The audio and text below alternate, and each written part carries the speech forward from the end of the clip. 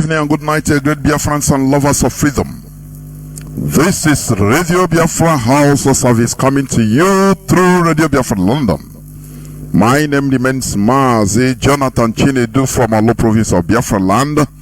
We are here live and direct. Today is the 3rd day of December 2023.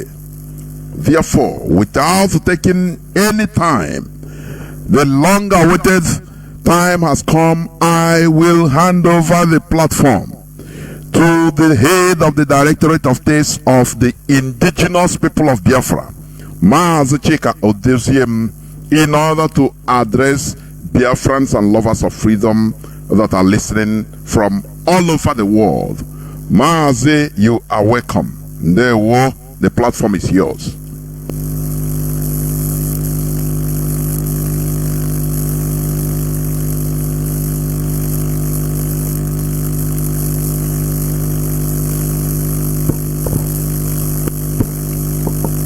Mazi, can you hear me, please?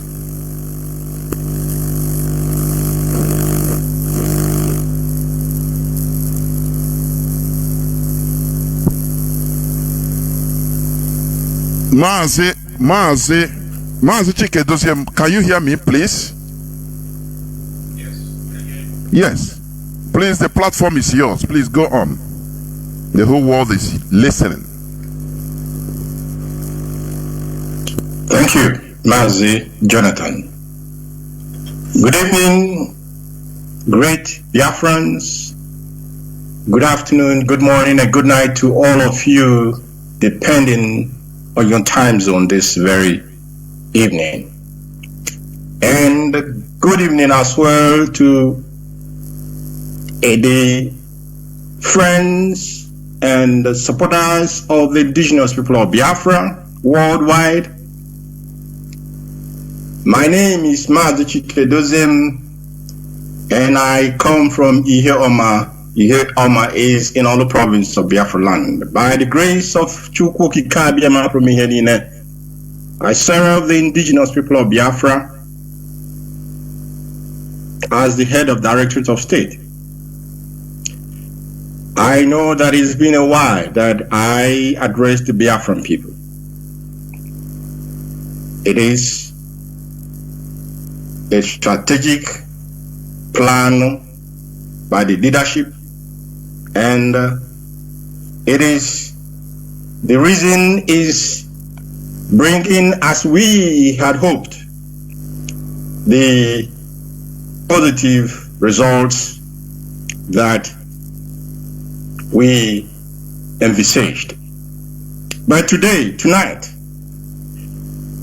it is very imperative and very important that I address the Biafran people and, of course, address the world community. But before I go on, let me, from the deepest part of my heart, commend this great, wonderful family, the IPOB worldwide family. I want to commend you exceedingly because you have shown that the freedom of the people of Biafra is a project that we cannot retreat or surrender from. You have exhibited, irrespective of the challenges that we have faced, you have exhibited a very, very serious commitment, dedication to this very cause. And our cause, as we all know, is a just cause. The demand of the Biafran people for a referendum so that they can decide and determine their fate as a people, as Biafrans. I want to not only commend you tonight, 2 years and almost 6 months, that the supreme leader of the indigenous people of Biafra was kidnapped in Kenya, tortured almost to death, and then extraordinarily renditioned to the zoo called Nigeria. 2 years and 6 months. The enemy had thought that without the leader of the indigenous people of Biafra being around, that it will be a walkover for them to destroy this very movement. But I am delighted to tell the wonderful Biafran family, the wonderful IPOB family worldwide, that because of you, wherever you may be tonight, whether in the ground zero homeland of Biafra or in the diaspora, it is because of you that we have not been and cannot be destroyed by the enemy, the Nigerian establishment, and those who align with them, whether within us or in the international community. Today, this month as well, this month makes it the 3rd year that Onye Mazi Kanu set up the Eastern Security Network, a network of dedicated hardcore Biafran people who have given their life for the protection of our homeland. As we celebrate this 3rd anniversary, I want to call on all of you to continue on the path of supporting ESN. The result of their presence in our land cannot be quantified.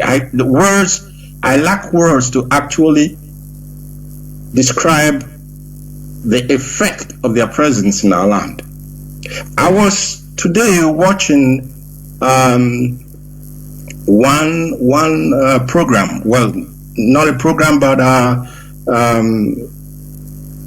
a video of a woman.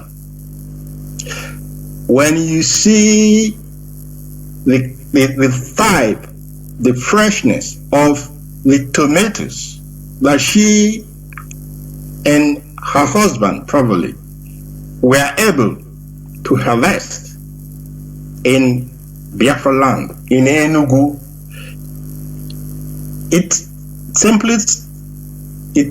that very video simply makes a lie the narrative that Biafra land cannot produce and Biafran people cannot produce what they can eat. If you can remember, Biafrans,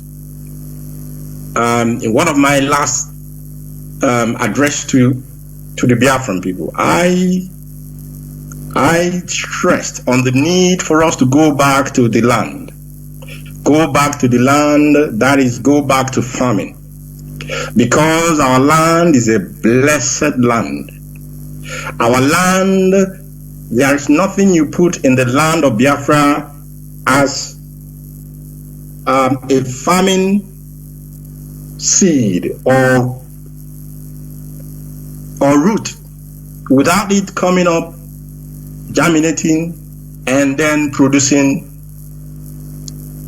great produce. That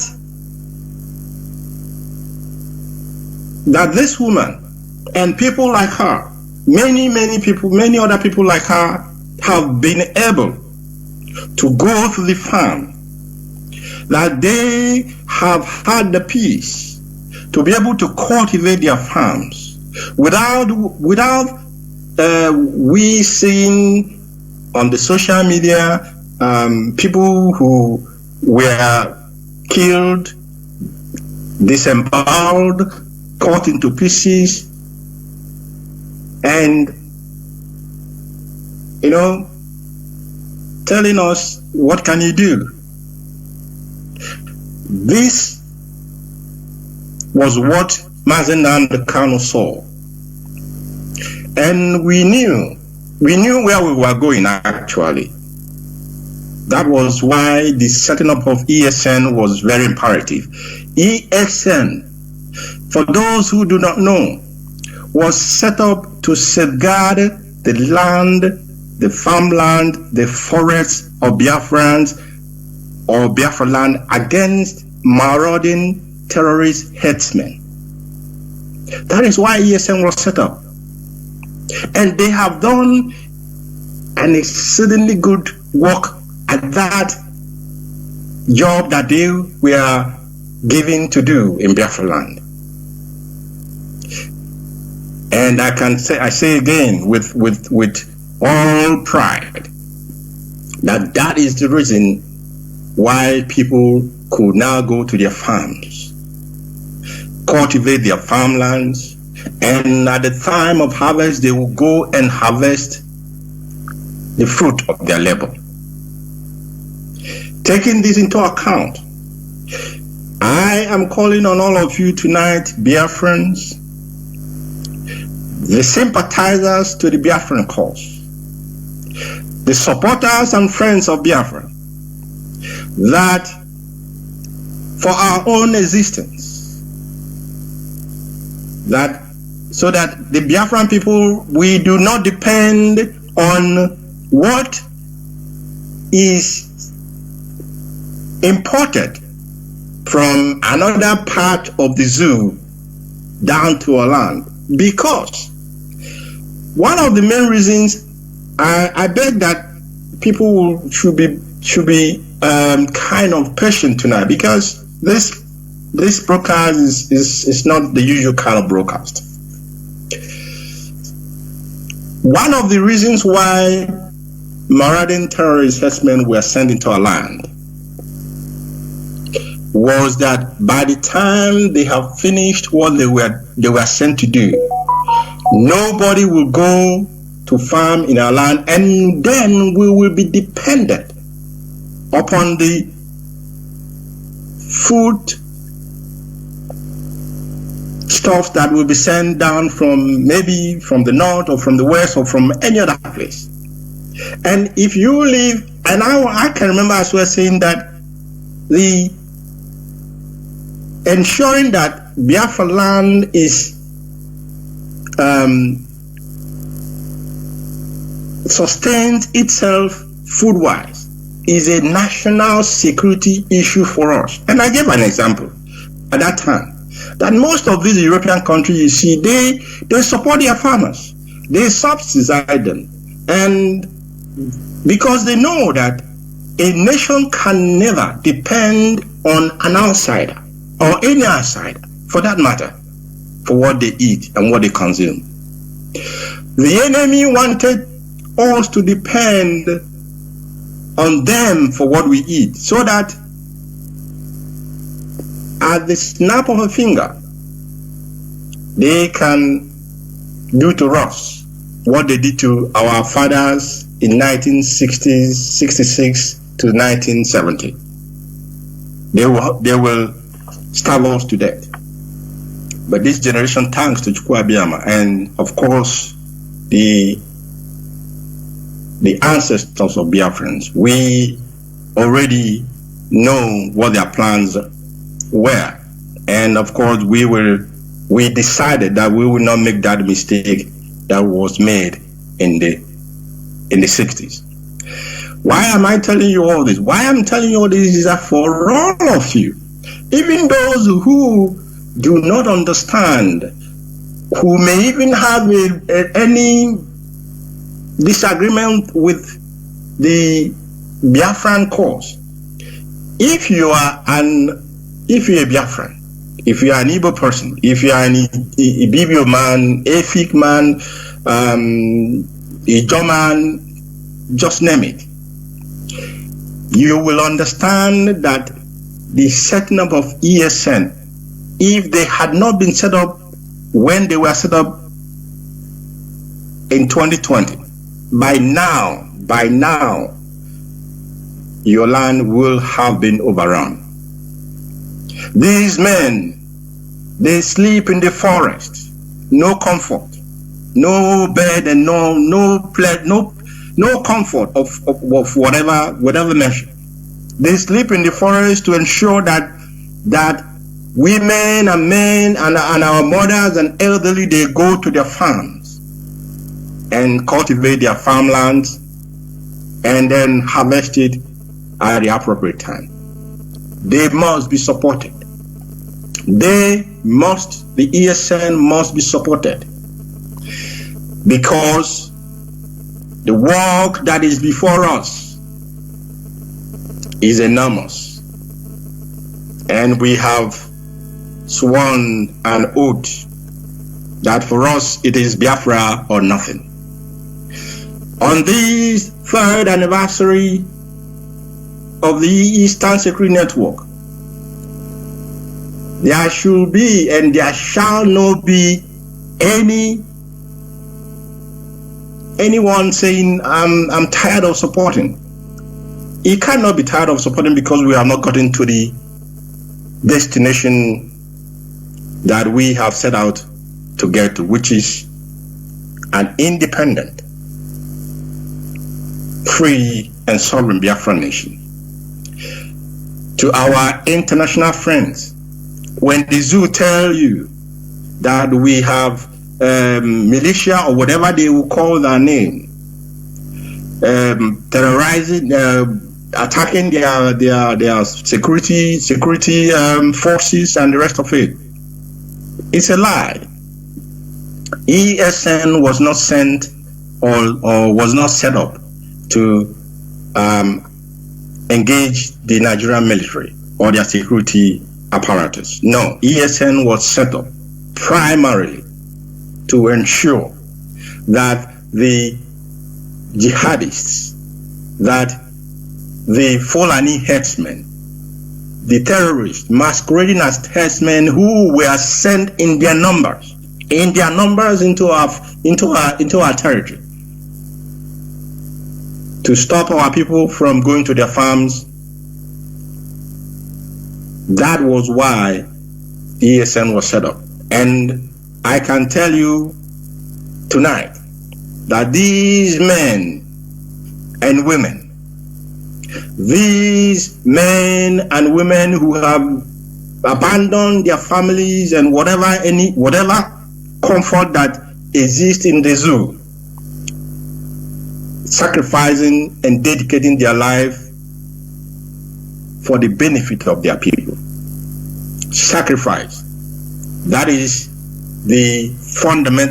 one of the fundamental principles of IPOB, because even apart from the ESN, the IPOB family is a voluntary family.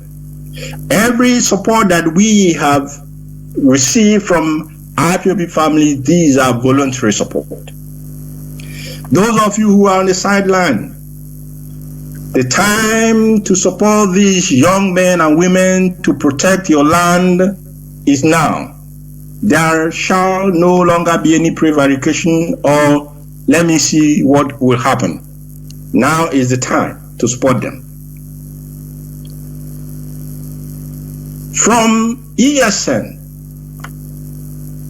I move on to the continued detention of that man who set up the Eastern Security Network, the supreme leader of indigenous people of Biafra, Mazi 2 years and 6 months.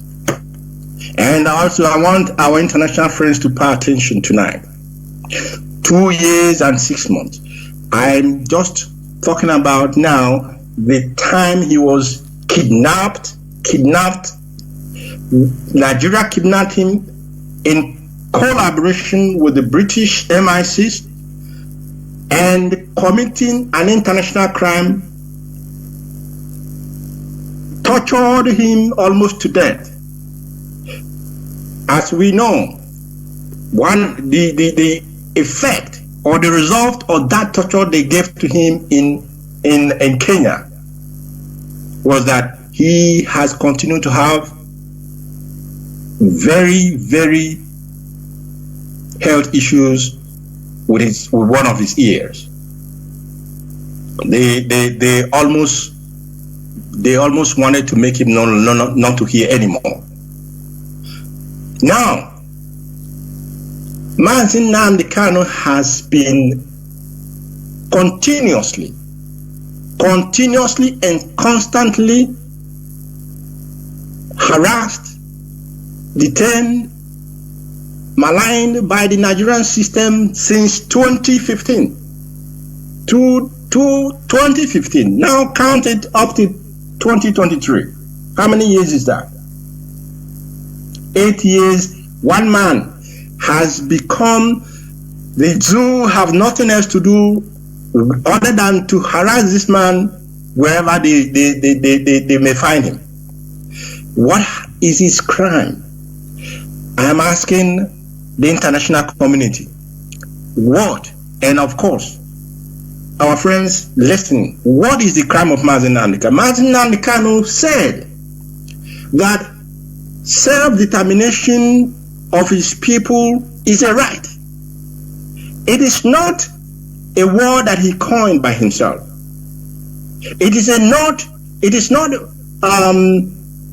something that he formulated by himself. This is an internationally accepted, recognized, and enshrined, guaranteed right to indigenous people of Biafra. Is the indigenous people of Biafra, I'm asking this question now, maybe it's rhetorical, but I'm asking it. People must listen. Is the indigenous people of Biafra, or are they different from what the UN and AU charters dealing on the rights of the indigenous people of Biafra? Are the indigenous people of Biafra not envisaged to be entitled to those rights? Are we different? That for these long, notwithstanding the genocide that was committed on our people, 1966 to 1970, going back the pogrom that were part of it, notwithstanding this horrendous, barbaric, inhuman act that our people suffered at the hand of Nigeria, the international community, they have remained unconcerned. I am laying a foundation for what is to come, so that tomorrow nobody will say they did not know. And please, Mazi Jonathan, this broadcast, after tonight, it must be circulated so that those who did not have the opportunity to listen, they will be availed of the same message. Because 2024 will be a different ball game. It will be a completely different ball game. Since the international community has left us to our own fate, since we have written, we have taught, we've visited many of these organizations, our case will always be pushed under the table. And cases that do not measure in horrific nature to what happened to us will be magnified. They have left us to our fate. So the background I'm laying tonight is that 2024 will be different, very, very different. So that nobody will say, IPOB, you have come again, or you have started again, or where is this all coming from?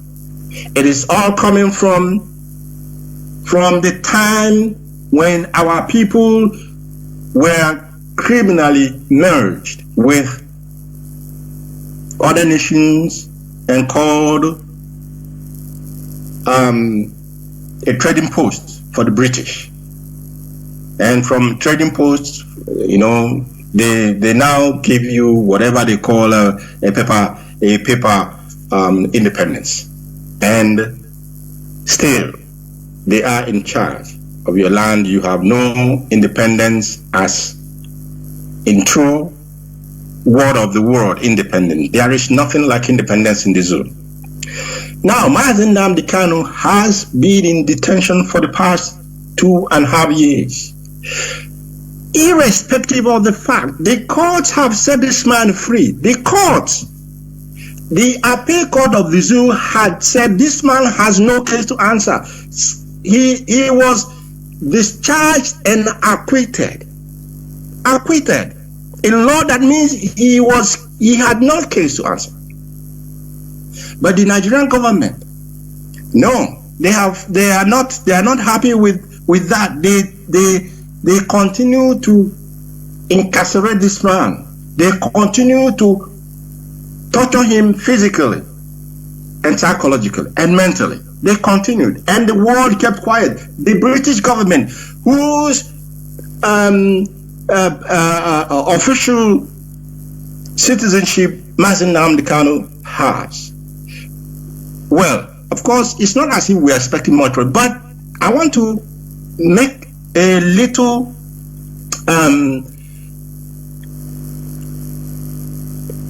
point here. The British government, Mazi Nnamdi Kanu is a British citizen. The British government was involved in his kidnap. They were involved in his extraordinary rendition. A country as powerful as Britain, it's not a joke, as powerful as Britain, except they're telling us they're no longer as powerful as they are. For 2.5 years, your citizen was kidnapped, tortured, still being tortured, still being in whatever inhuman manner, still being treated. And you'll be playing games with the life of this young man.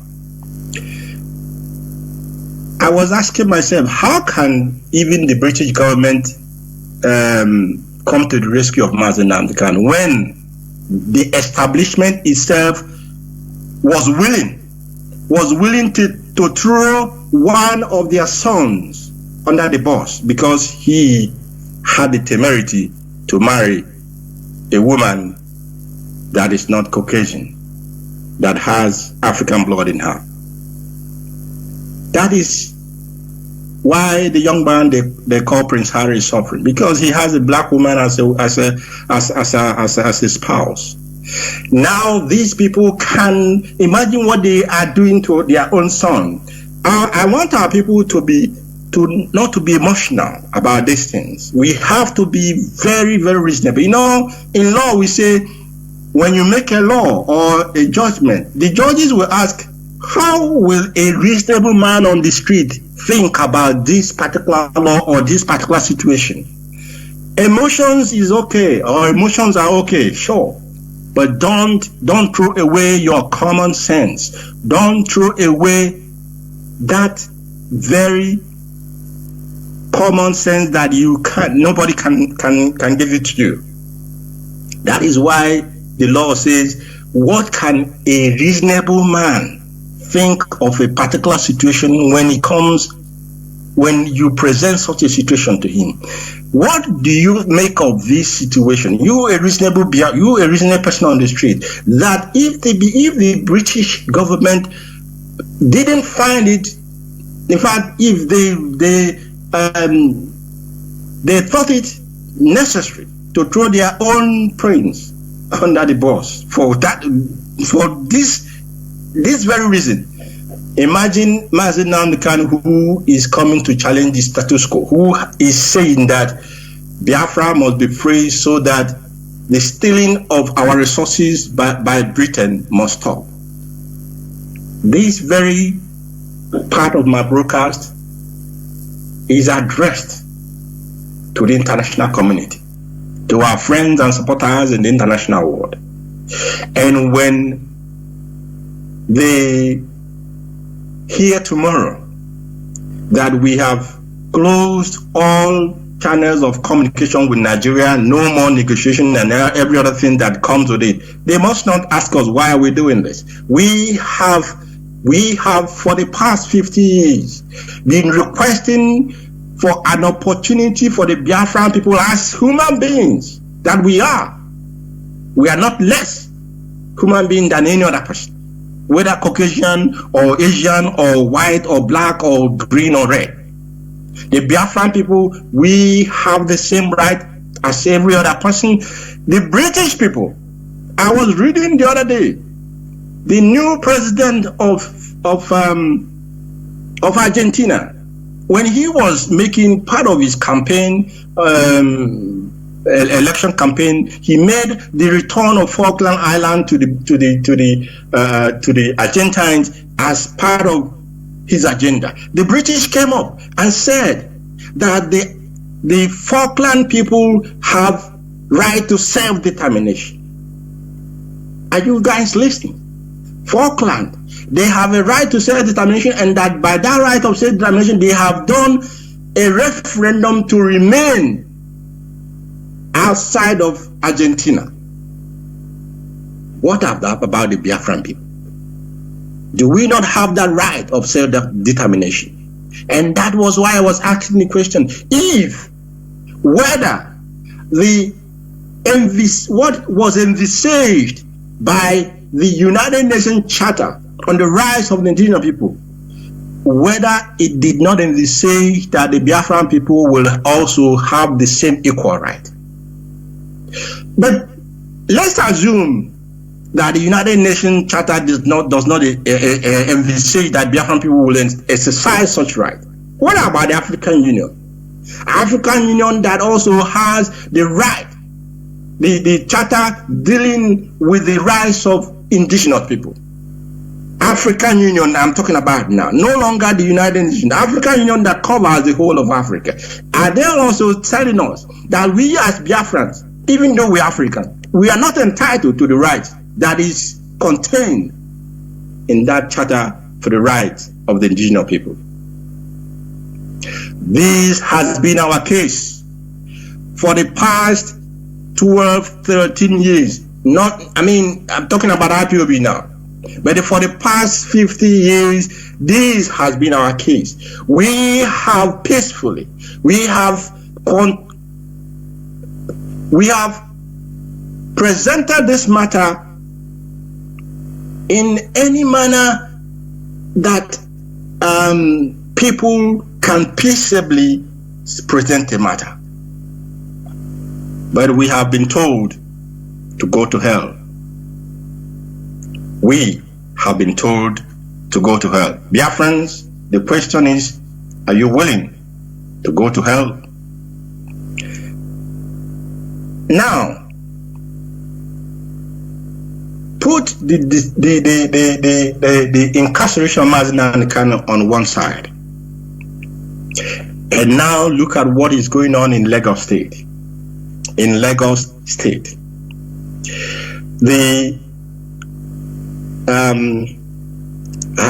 I'm searching for the right word, but the ethnic profiling that has become the agenda of the federal government of the zoo, headed by Tinubu, and the state governor of Lagos State called Sanwo-Olu. The ethnic profiling, if you go and look at the destruction of the properties that are that they are carrying out in Lagos State, you will see. It's not. These places are not. What did they call it again? It's not like Morocco where you have slums. These are not slums. These are houses, mansions that many of them can never ever dream of ever building in their life. But these mansions are not even 20 years mansions. These are very, very new mansions that young Igbos, young Biafrans have toiled day and night, made the money in their businesses, and build a home for themselves. These are the properties that the Lagos state government are destroying. The wife of Tinubu, I can't remember the year, but I think the video is still online, where she was jubilating. A woman, my goodness me, she was actually saying that they will take over the property of the Igbos. You want to take over a property that you did not build. You want to take over a property of somebody that is not related to you, is not connected to you, but you just want to take it over. What kind of wickedness is that? What kind of inhumanity is that? What kind of envy and jealousy is that? Again, the government of Lagos State will tell you these houses were built without the proper documentation. Okay, for argument's sake, let's even assume they were built without the proper documentation. What about the markets? The markets of these Igbo people, the markets that they are maybe 90% in 90% in Mehrheit, the Germans will say. I'm looking for the English word. They are 90% more than any other person. They have the majority. These markets, they have destroyed them and re-destroyed them and set many of them ablaze. Many have been set ablaze, and these young men, these Igbo people, will still, go back, clean up the debris, clean up the debris and rebuild.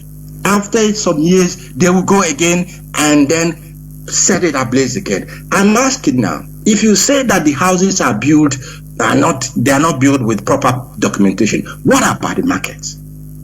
Why do you want to destroy? And it is not only that there are no other markets that has majority of other nations in Lagos State. The Hausas, they have the Hausa market where they bring their produce from the north. Have you set it ablaze? And these places are patches. We go there, you see. They have never destroyed them, but they have continuously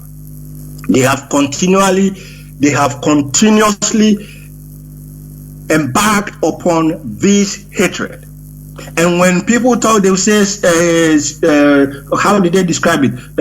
Hate speech. What? How can you describe hate speech when you are deliberately ethnic profiling a nation of people and destroying their properties, their way of life, their means of livelihood? What else can be more hateful than this very act? I am telling the Yoruba people,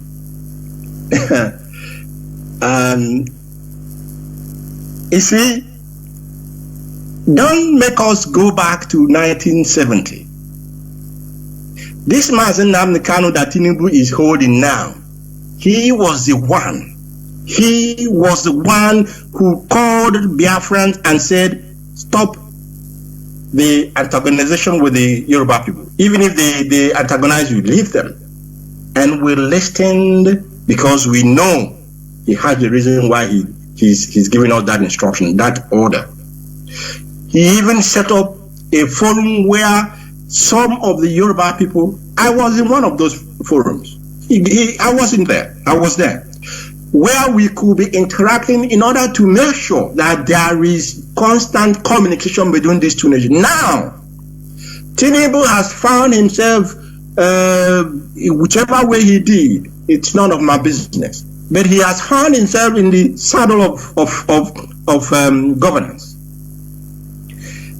What concerns him and his wife and Sanwo-Olu that he put in place is to destroy Igbo people's property.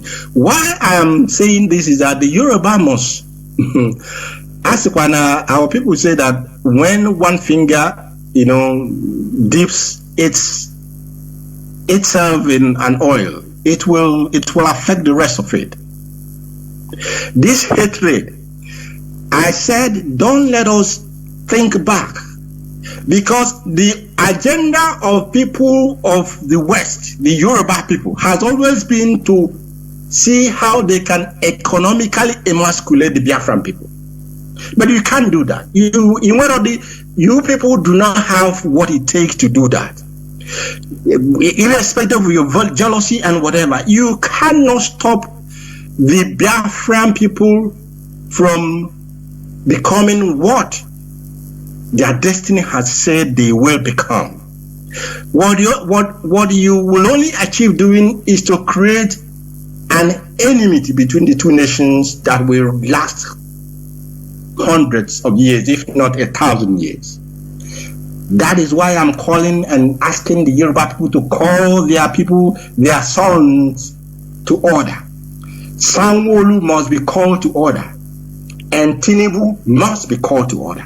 They must cease from destroying the properties of Igbos in Lagos State. I want to tell you something.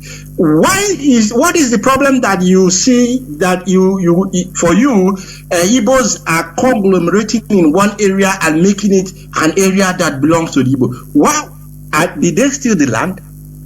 Those lands they bought, they paid the required fees before they could even, put one block on that land. Who collected those money? Apart from the money that the communities that have the land will collect. The Lagos state government collected part of these monies for whatever they could, because they have so many agencies. Once you want to build a house, they will call and tell you, do you have permission? If you say you don't have permission, then you must get the permission. So why I'm saying this is that the Igbos that have land in Lagos State, they have the proper permission, they have the proper document. The government is aware that this land is has been bought, is about to be constructed upon, is about to be developed. But no, they want to eat their cake and have. They will collect the money from the Igbo people. Let them construct their house. After constructing these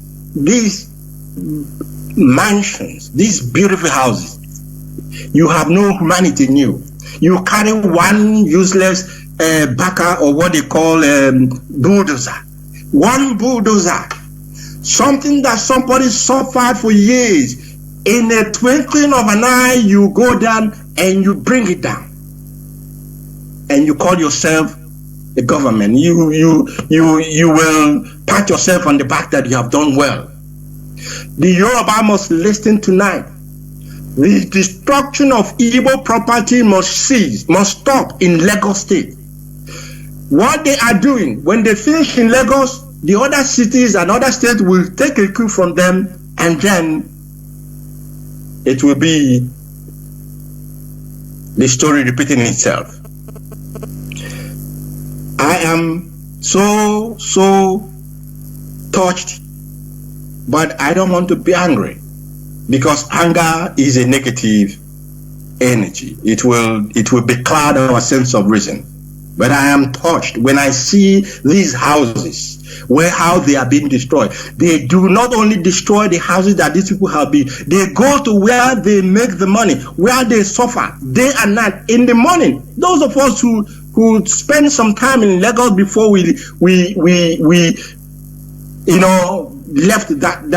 those places, that area, you see these young men, 5 a.m. they have woken up, 5 in the morning, 6 in the morning they have woken up, they are going to their shops. They will be there until the evening, toiling.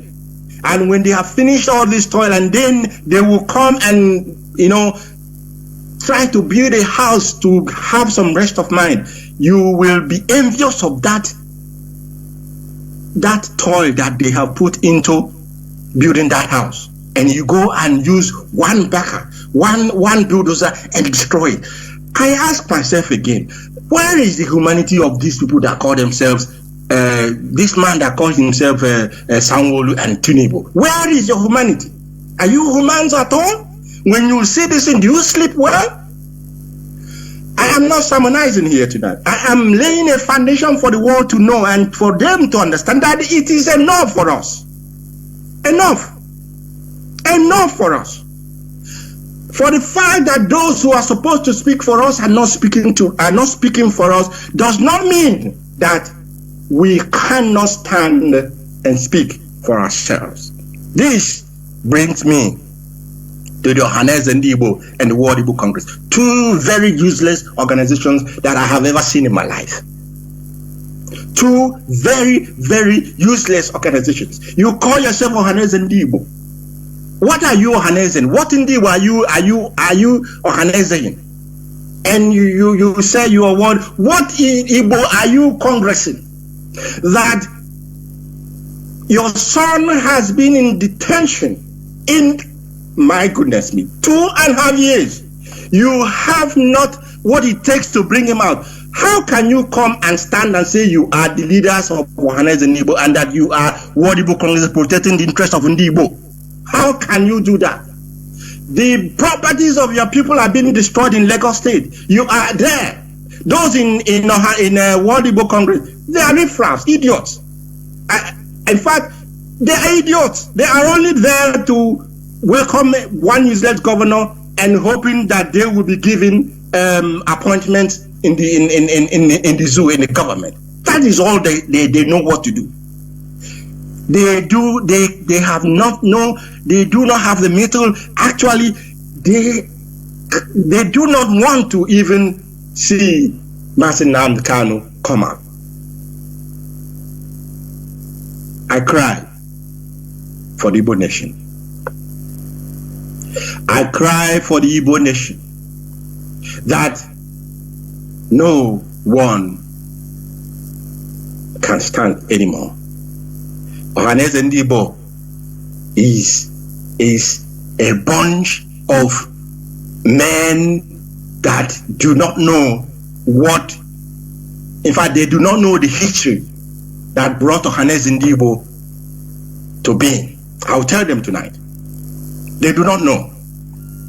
They do not know because the present one, Emmanuel Iwanyang, is the person hobnobbing with the vampire in Imo State. Who appointed Iwanyang as Ohaneze Ndigbo president? Who placed those of them? The Supreme Court administrator in Imo State, the murderer, the person who was given the contract to come and kill his people. He is the one who appointed Emmanuel Iwanyang to be Ohaneze president, and that is why they have no interest in Mazi Nnamdi Kanu coming out, because the vampire, the bloodsucker that is inside the council house have no interest. He have no interest in Mazi Nnamdi Kanu coming out.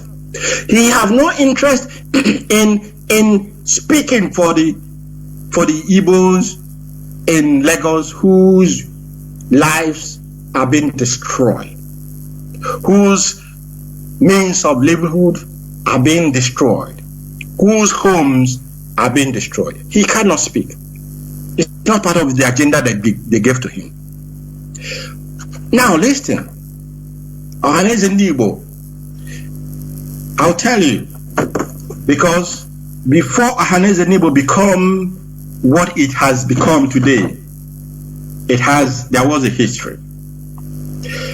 It started with Lagos Igbo Union. Lagos Igbo Union, in the same Lagos, this same Lagos that the Lagos people, the Sanwo-Olu wasn't born at that time. He wasn't born. Tinubu himself, I don't know if he was born, 1930. Lagos Igbo Union, excuse me, I have some water. Lagos Igbo Union was established as far back as 1930. And of course, it's not only that they set it up at that time to welcome a worthy son who was returning after finishing his sojourn abroad, Dr. Akanibia. After that process, the Lagos Igbo Union metamorphosed into the Igbo Federation Union when they began to include other parts of Igbos in the heartland of Igbo to become, because if you want to expand that union, then the name change became necessary, and it became Igbo Federation Union. From the Igbo Federation Union, in 1948, the most powerful of all of them was born, the Igbo State Union. The Igbo State Union was birthed in, listen very well, not in Enugu, not in Owerri, not in Abia or in Aba or Umahia. The Igbo State Unions were birthed in Igwe Ocha of all places. Igwe Ocha in 1948. When people began to talk nonsense about Igwe Ocha or whatever, I laugh at them. They don't know their history. But that is for another day. Now, the Igbo State Union was so powerful at that time that it became a threat. Not, in fact, a threat to the then colonial master, because this is where you have what the Igbo call unity of purpose. They were set up with Dr. Nnamdi Azikiwe as his first president. But the major reason they were stopped is to ensure that the interest of the Igbos, wherever they may be found, is protected. After Azikiwe, another very, very worthy son of Igbo land, Chief J.C. Obi, took over as the president when Azikiwe became much interested in the Nigerian project. And when I said the most powerful of them all, at the time Igbo Union was set up, when Igbo speak, oh my goodness, then they have spoken at that time. And the British did not like that. When the program began in the north, the program of Ndibo began in the north in 1966. Respected Igbo sons came together to form what is called the Igbo National Assembly. The Igbo Union, Igbo State Union, was banned, more or less. But after the war, or it became redundant, after the war, before the war began in 1966, they transformed the former Igbo State Union to become the Igbo National Assembly.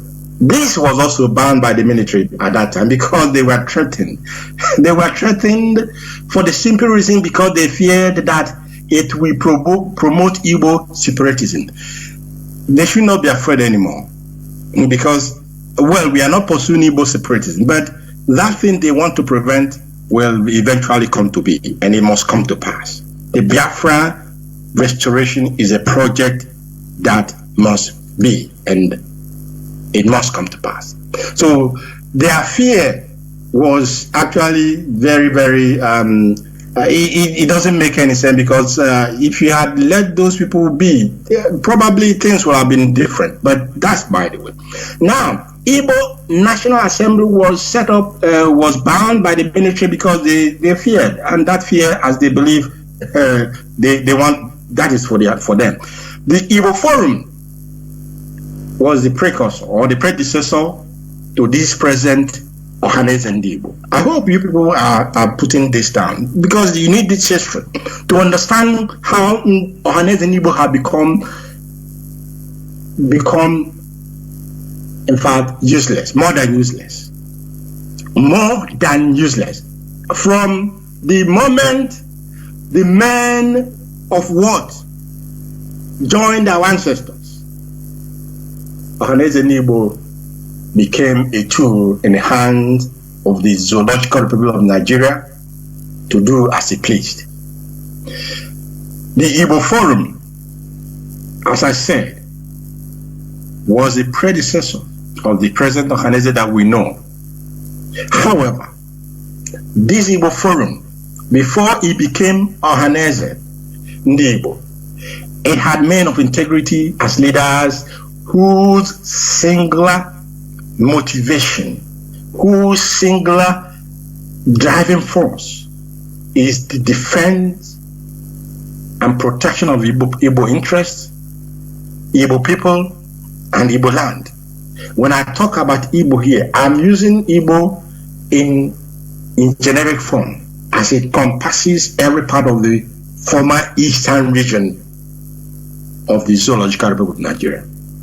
You have people, respected men, as the leaders of these forums, like Dr. Kanibia. You have Professor Ben Wabeze. You have Dr. Michael Ihe Onukara, popularly called M.I. Obara. You have the best of all the poets you can ever think about, Dr. Pius Okibo. You have Chief Jerome Udoji. You have Chief Dennis Osadebe. These men had the interest of their people, and when they speak, they maintain their stand. When they come out to speak on behalf of their people, it does not matter. It is the interest of their people that comes at the forefront. And that is how it has to be. Because the world politics is run on interest. America cannot defend your interests and jeopardizing their own interests, as well as Britain. So, why did Ohaneze now become the sissy that they have become? Because when Igbo Forum was in place, even M.I. Opara, who was the then premier of the Eastern region, he was a member of the Igbo Forum, and he will take order from the person who is in charge of the Igbo Forum. He's not there to go there and give them order. He's just an ordinary member when he comes to the Igbo Forum. When he goes to the government, of course he's in charge.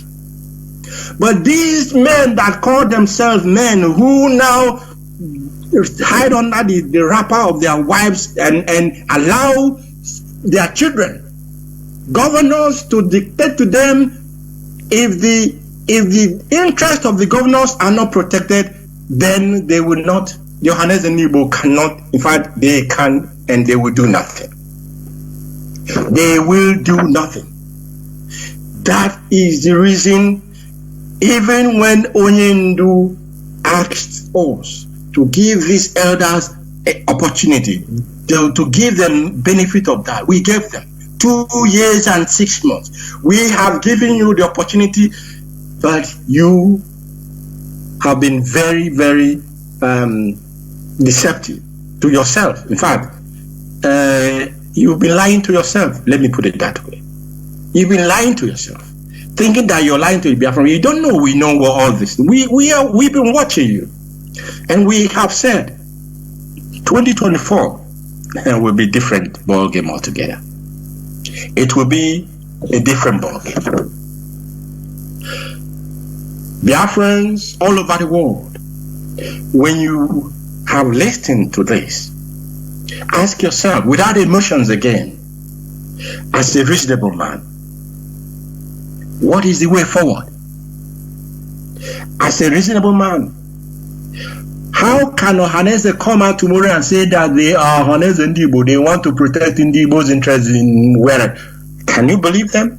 World Igbo Congress, they are there in Lagos. Onyendu went to World Igbo Congress when before the ESM was even formed. He went to them. He told them what is coming. They laughed at him.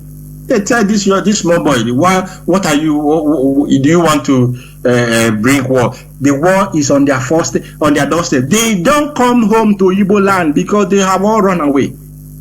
Is it not shameful? Shame to all of them. But the youths, we say, if our elders have refused to do what is needful, the youths will take the bull by the horn. IPOB was set up as a peaceful movement. We have remained peaceful. The Zoo government of Nigeria have continued to instigate crime in our land, terror in our land, kidnappings through their military terrorists in army uniform and military uniform and police uniform and every other security apparatus in Nigeria. They are all in Biafra land. They are all in Igbo land. They are all in our cities and our villages and towns. What are they there? What are they looking for there? When Boko Haram is in the north, why are they in our land? They are there with the hope that they will finish up what their forebears started. Those who were part of the massacre of Biafrans, of the genocide against Biafrans, two of them are still remaining. Obasanjo and what is his name again? Gowan. They played a major role in this. Obasanjo's hand is dripping in the blood of Biafrans. Gowan's hand is dripping in blood of, and I don't know the Amaram plan. Sorry if I move into Igbo. I don't know the plan to cook it out for them. But my prayer is that they will live 1-2 more years and see what this generation will do to the zoo. 1-2 more years, they should live and see what we will do to them. And to those who call themselves our elders, that are the worst set of elders that one can ever wish for himself. These people, I don't know. I ask this question: what is the way forward? And IPOB do not do anything without having a plan of the way forward. First of all, this is December.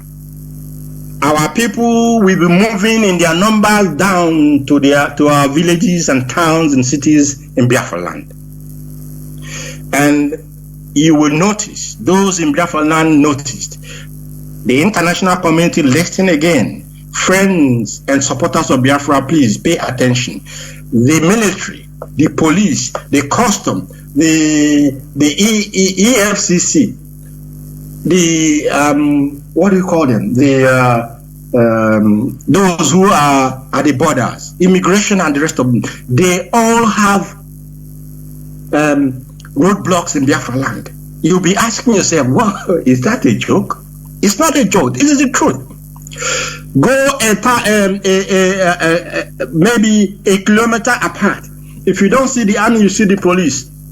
If you don't see the police, you see the road safety. If you don't see the road safety, you see EFCC. If you don't see EFCC, you see the immigration and the national defense. What did they call them? The civil defense and the rest of it. You see all 1 kilometer apart.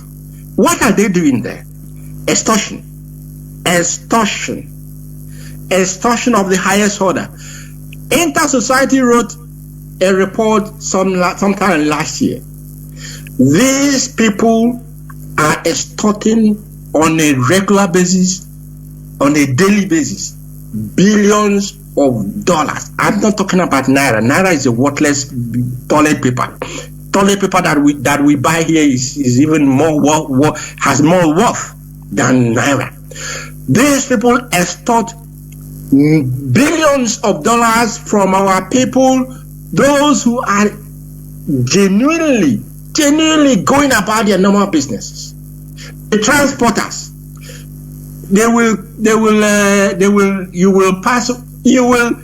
oh my goodness. In one road, if you are traveling from Onitsha to Owerri, and you will see that you will be paying your toll gate to these separate roadblocks that the zoo have set up there. Are you telling me that the Army Chief of Staff does not know that his boys are on the road, harassing our people, extorting our people? Are you telling me that the Inspector General of Police does not know that his people are on the road in Biafra land, extorting and harassing and killing our people? Are you telling me that the other security agencies did not know? If they do not know that these people are there, then they are illegal. If they are illegal, we will deal with them as illegal roadblocks. But if they are not illegal, the Inspector General of Police and the Chief of Army Staff must withdraw these men on our roadblock so that our people who are coming home must come home and enjoy their Christmas without any form of intimidation, harassment, in any manner. People whose houses are being destroyed in Lagos. The Inspector General of Police is a Yoruba man. The Army Chief is probably a Yoruba man. You people are destroying their houses in Lagos, their means of living in Lagos. They want to come home to see if they can for a moment, have some peace. And you will extort them from Lagos until they enter their father's compound. The Inspector General of Police, the Army Chief of Staff, the Customs, the EFCC, whatever you call yourself, please, tonight, the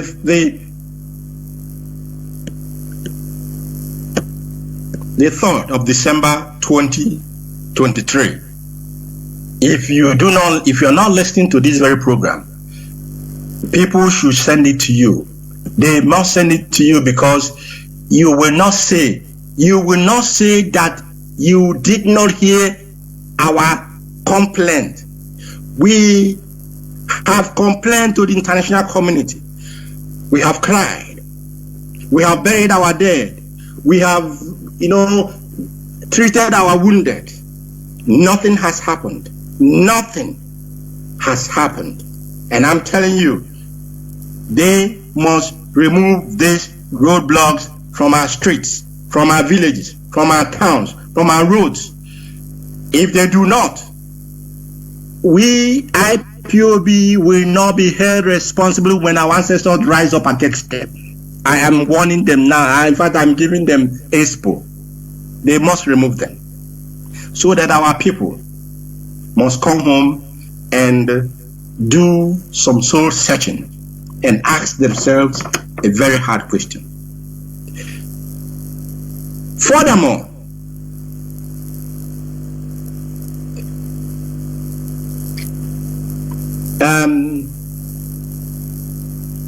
Ohaneze Ndi Igbo, since you have proved yourself unworthy of the people, you have proved yourself a nuisance, as I would say. Honestly, I'm so disappointed. World Igbo Congress. In fact, World Igbo Congress is these ones are. In fact, I don't even need to be calling them. They are just only in USA making only noise. Now, the Ohaneze Ndi Igbo that goes around claiming to be something when you are nothing. You have made yourself redundant. You have made yourself completely redundant and ineffective and incapable of protecting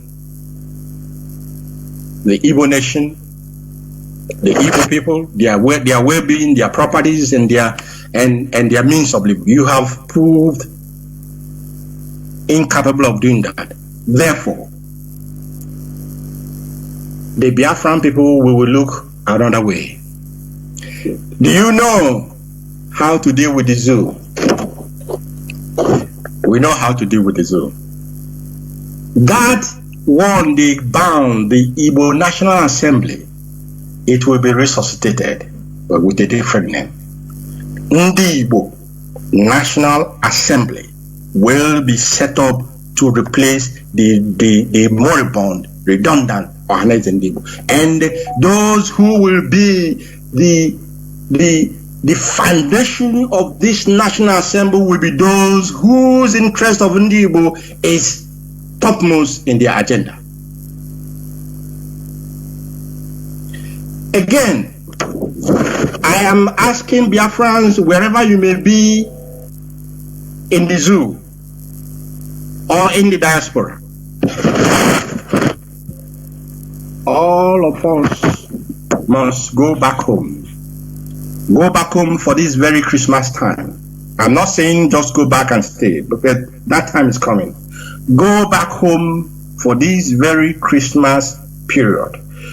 Why you must go back is that we are about to do something that has never been done before.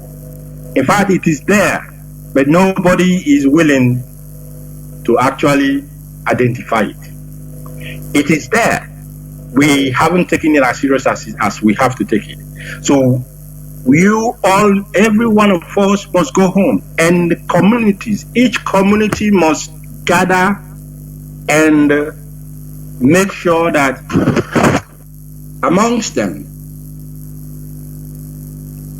the oldest amongst each community must be identified. And this oldest, of course, you have the first oldest, the second to the oldest, third to the oldest. You have to identify these old, the old people in each community. They have a job to do, but that will come. This will be the community level that we have been practicing, and it has been working for us. We are going back to the community level. And those who will not take this very serious, you will be actually make your community to be behind when the time comes, because we are no longer, in fact, we are impatient to move ahead. So, and that is why I am asking, that is the reason I said that the army chief and the police chief and the other chiefs of all the security must remove their people from our road, so that our people can freely come home, enjoy their peace, and then if they want to travel back, they travel back. But meanwhile, when they come, each community must sit together and identify the oldest amongst them. The oldest amongst you who will be given responsibility at the appropriate time. The channel of communication will be there. The Igbo National Assembly will be set up. It will and must be set up. Ohaneze has disappointed more than disappointment can be made. And we cannot continue to do the same thing, even though it is bringing out failure and failure and failure. It is time to take our destiny into our own hands, and this IPOB that Mazi has put in place, has set up, we are ready to do that. Again, many of you may remember that after the war, I'll still call it UNN, because they haven't changed their name yet, but they will change. The name change will come. The University of Nigeria and Nsukka was a center of excellence when it comes to learning. Those who went there, if you go to UNN then, apart from the same jealousy of comparison, UNN was a center of excellence. We had men. I can't remember Professor Dike. Yes, yeah, Professor Dike, the one of the first VCs of UNN. These were men who, when they were there, I think Ebo and the rest of them, they also did well. But I don't know how UNN is. I'll be honest to you, I don't know how they are at the moment, but they have a responsibility also as well in our march, in the way forward to the realization of our dream. The UNN has a part to play. Remember, after the war, what the zoo did was to they said that we had a research and development unit at UNN, which was used to manufacture whatever the Biafrans used to, prosecute the war. Are you people listening? They simply did not harness that intellect, that those people who were able to do the unthinkable with the little they had. No, Nigerian government did not say, okay, the war is over, come help Nigeria to replicate that thing you replicated in Biafra. It was not their agenda. Their agenda was the Igbo must be brought down. That is what they think about each time they go to bed is how will we bring Igbo down, not how are we going to make Nigeria to grow. That is the politicians in the zoo. That is the system in the zoo. That is the structure in the zoo. That is what the British have learnt them to do, have taught them to do. The University of Nigeria and Nsukka then, yes, if they had a research and development unit that helped Biafra to produce what Western nations were producing, what stops you from saying, okay, come on, let's build let's build together, use your whatever you know how to build and develop, to make this country a good one for everybody. No. They closed down the chemical engineering faculty. They closed down the research and development institute. If you want to go, the chemical engineering, I don't think they are offering it in the UNN at the moment. They are not. Why? A university of that repute, of that caliber, they are afraid. They are afraid that the university will produce another Ubunigwe for the Biafran people. Don't worry about that. The zoo must not worry about this.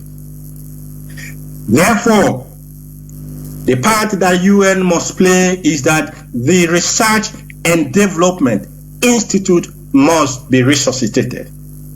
I know they have a Research and Development Institute that deals on herbs and medicine. It's not what I'm talking about. I'm not talking about research and development, how you research on herbs. Oh, that is important. I'm not belittling it. It's important. But development of Biafra, a nation can never develop if you do not produce anything. It cannot. Onyendu calls it a rentier economy. That is what they are running. You cannot pull us down forever. It cannot happen, and it will not happen. And why I'm saying is that those in charge of UN must take note. If they do not listen, if they are not listening tonight, somebody must make this audio or this broadcast available to them. They have a responsibility in the Biafran people taking their destiny into their hand. They have a responsibility in us moving forward. Therefore, these two units, the Faculty of Chemical Engineering must be opened. If it never was there, it must be opened. And the Research and Development Institute must be reinstituted.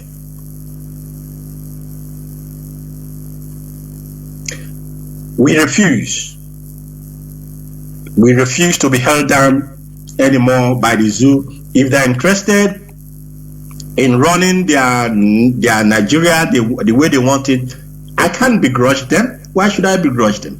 But I am being very frank to you tonight, the 3rd of December, that the Biafran people have had enough. The international community must listen tonight. We have had enough, and we say enough is enough. Enough. The first assignment that we are going to carry out, and UNN must be part of this assignment. That is why I said the Research and Development Institute must be put in place. If UNN, let me make this very clear. If we say that the firstborn son, if you say your birthright, there are younger ones waiting and ready to take that birthright.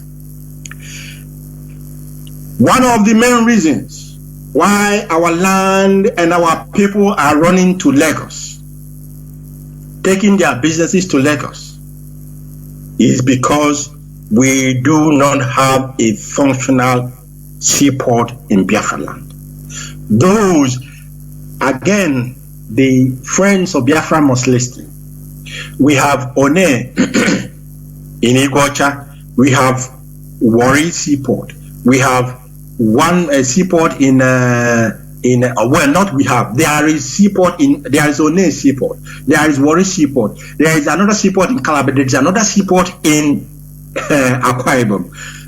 Do you know, friends in the international community and those listening to us, do you know that these 4 seaports in the southeast in Biafran territory, none of them is open to the public for use? It was, I think 1 or 2 of them are in the private hands. Private hands, my goodness me. Private hands.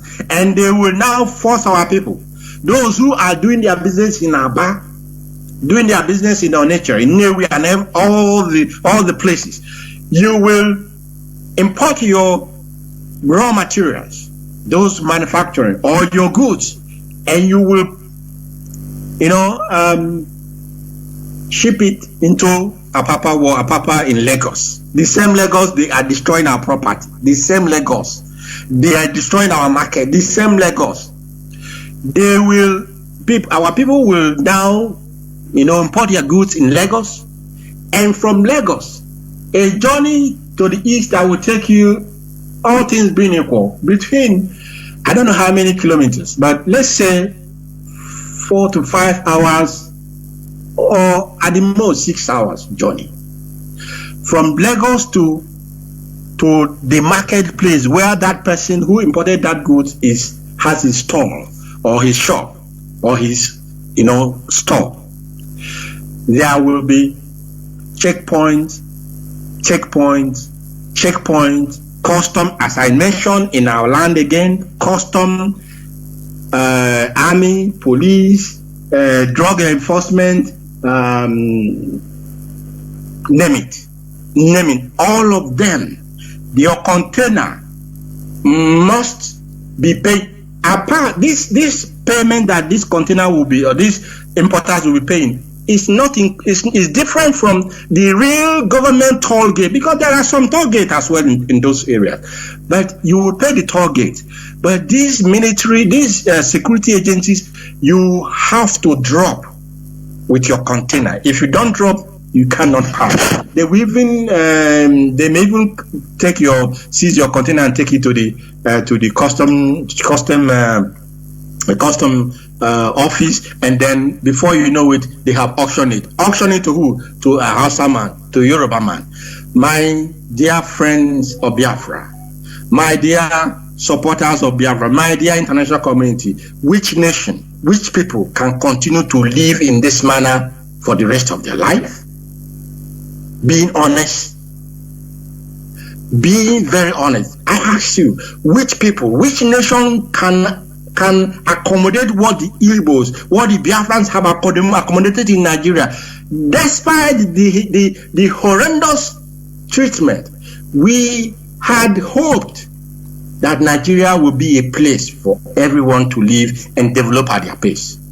That time has come and gone. That time has come and gone. Now, as I was saying, these containers will be, by the time they reach main market on or area market or Newi market or whichever you have maybe spent 50% of the cost, another extra cost, 50% extra cost of what you have already spent to clear these goods, and these you have to add before you can sell these goods, making these things exorbitant, extraordinary exorbitant to our people. Are we going to continue in that form? Is anybody actually advising Igbo to continue to sit down and watch and then allow this generation, this race to be destroyed economically, culturally, politically, and what have you? If you can allow your nation, your people, to go through what we are going through and then allow itself to be destroyed, we say we will not allow our people to go through what we have gone through again.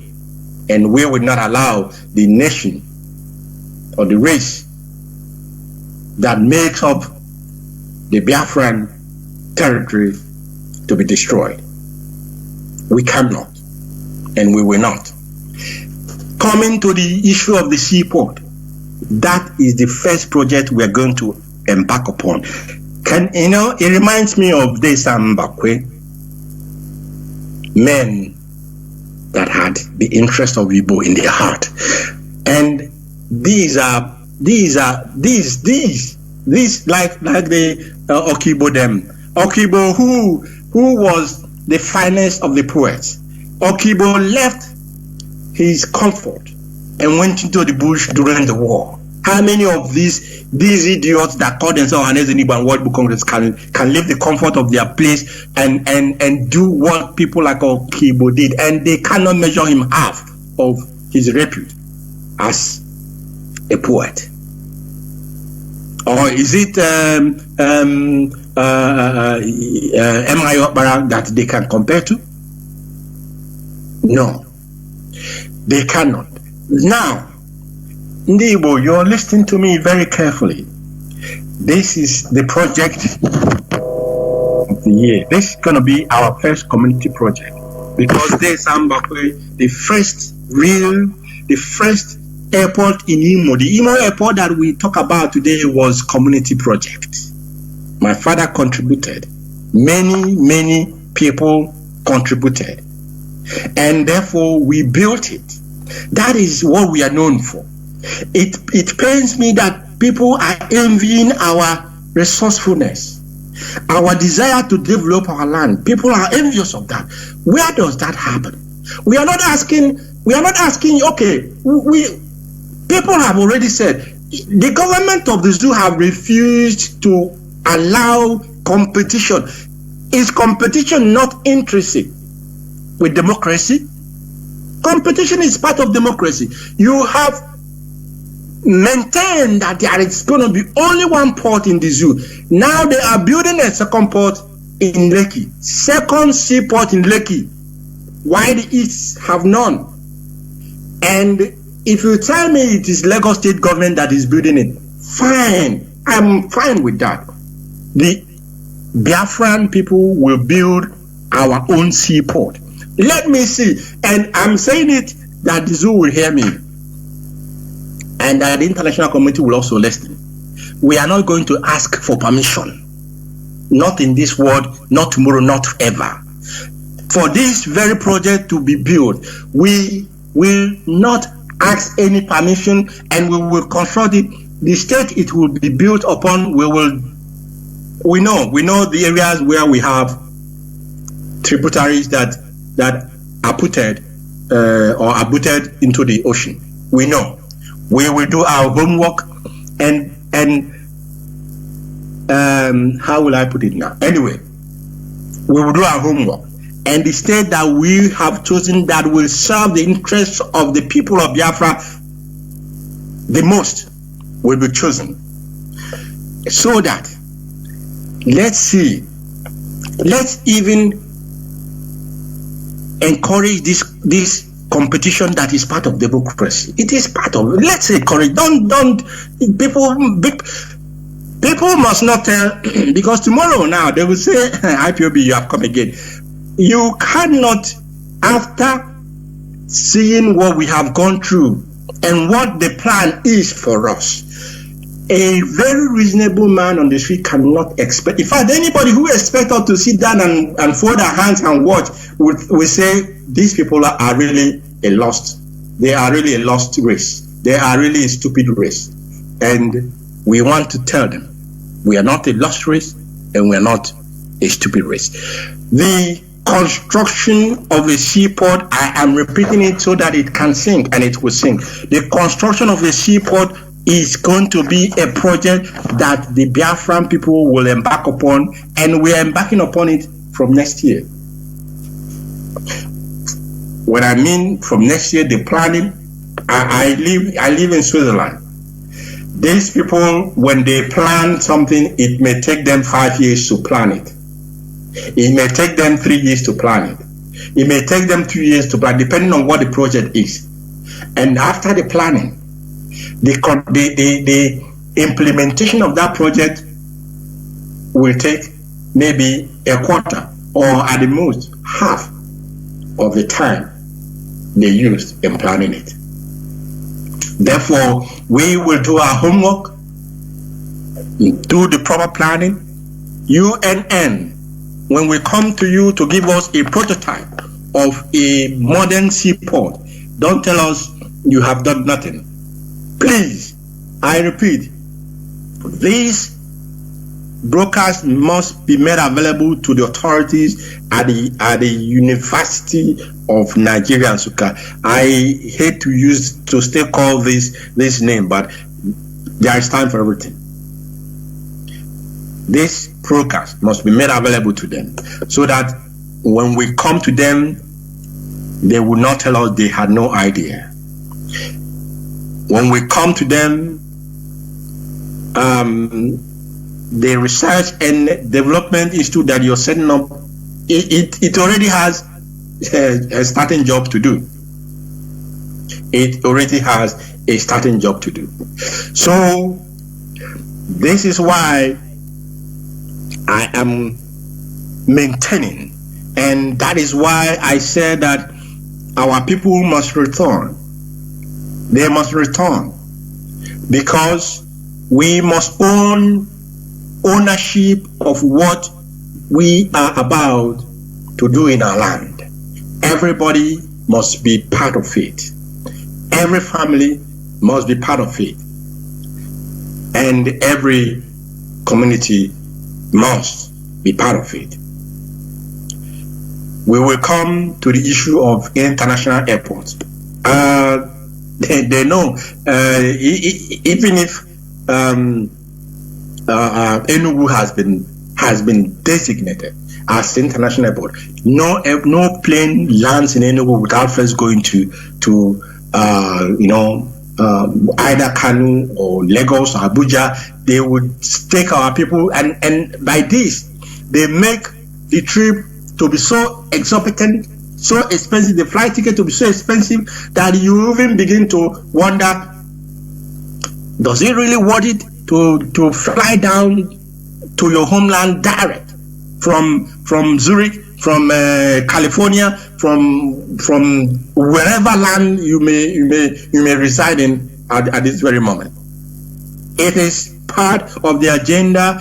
They have tried to politically make you useless. They know that politics actually the ordinary Igbo man is not interested in that much in politics. They are interested in their economic activities, in their businesses, in their commerce. That is what have made us with 20 pounds in 1970. That is what has made us to be the I'm not saying this, out of pride, but out of the recognition that the fighting spirit of the Igbo man can never and will never be subjugated. Not while this generation is still alive, not while IPOB is still there. That spirit of Okonkwo, when the elders refuse to do what is proper, then the youths must take their charge. I'll tell you one story. I visited one of the programs I visited in Corsica. I think it was last year or last 2 years. You know, Corsica is also a place that they are fighting for. They had a war with the French. They are fighting for their own independence. What I saw, the way the Corsicans were, you know, pursuing their freedom was very impressive. One thing is that you see their elders. I was so marveled. Their elders will put their youth in front and stand behind them. That is telling you something. It's telling you that the Igbo people say that a child that his father sends on an errand, he goes boldly to that errand because he knows that his father has sent me on that errand. That is what we thought the Johannes and the Igbo and the useless elders that we have in Biafra land and Igbo land will have been doing. They will have supported this man called Mazi Nnamdi Kanu, put him before and stand behind him, give him advice, and then support him if they are afraid to be in the front. The Corsicans, the people of Corsica, they were not actually afraid of to be in the front. But many of them were veterans of the Corsican struggle as well. But because age has come, you know, has come up, caught up with them, they said, okay, we have ours. One man, his son, his children were not one. I think in fact, the whole family. The whole family is involved in the pursuit of their freedom. He was a veteran, and you know, it's like when you say the second generation, the third generation are part of the struggle for their freedom. Is anything better than freedom? I ask. Give it to me and take everything else, because there's nothing better than freedom. We who live in the West, we experience it, irrespective of whatever, you know, how do I say it now? Whatever, you know, drawbacks you may have, you are seeing, you are in fact enjoying very, very some very good extent, to some very good extent, you are enjoying freedom. We are enjoying freedom in the Western world, and our people in Biafra land have been. That's why many people want to run away, because it is so suffocating where they have found themselves. And we want to tell them that everyone must tighten their belt and sit up. There is going to be a new dimension in the years coming, starting with next year. We are giving the zoo until the 15th of December to release Mazi Nnamdi Kanu. We are not begging them anymore. We are giving the zoo the 15th of December to release Mazi Nnamdi Kanu. If they fail to release him, that is their business. And I'll leave it at that. I call upon all of you Biafrans, wherever you may be tonight. Those of you who, for now or for some time, been standing on the sideline, it is the time to join this very movement so that we can together save our land and save our people. There is a reason again why I said that the oldest man in each community must be identified. And this brings me to the second assignment, or the second reason why they have to be, identified. But first of all,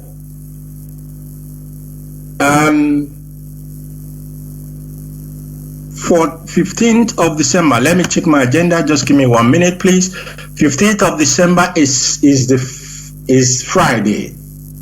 Now, you have Monday, 1, 2, 3, 4. Monday, which is the 11th.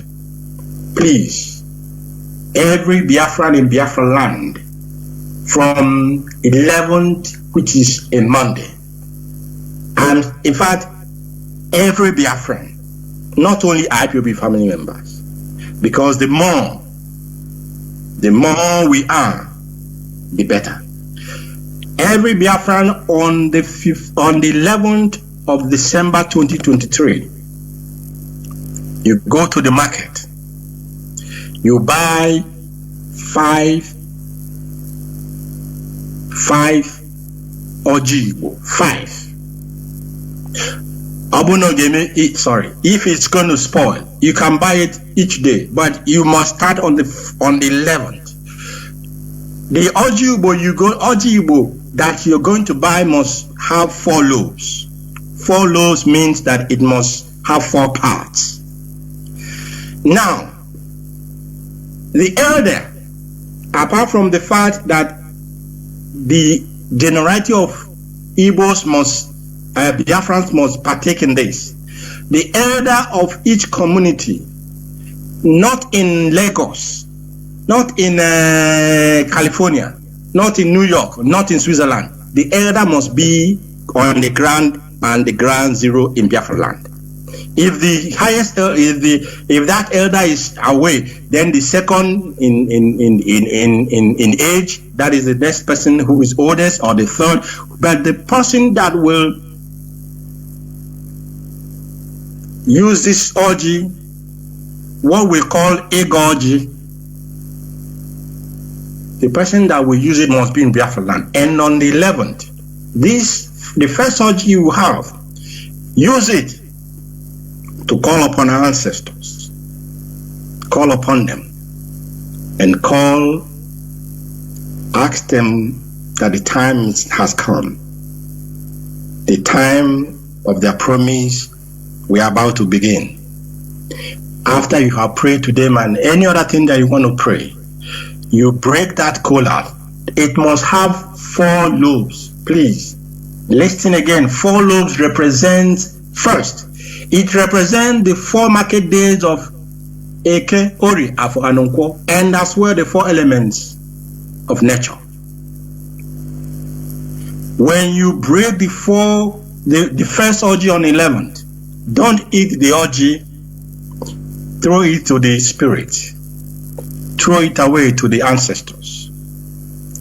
On the 12th, you repeat it. On the 13th, you repeat it.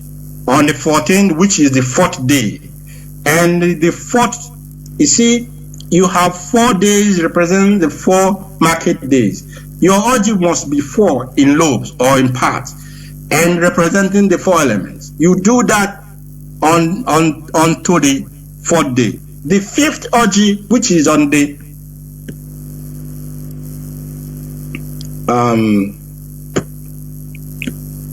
1, 2, 3, 4. The 5th orgy, no, I think we will start on the 10th.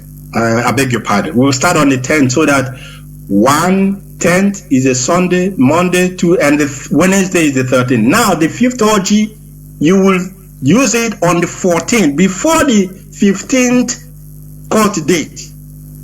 You will use this one specifically. It may have 4 lobes or 5 lobes. It doesn't matter.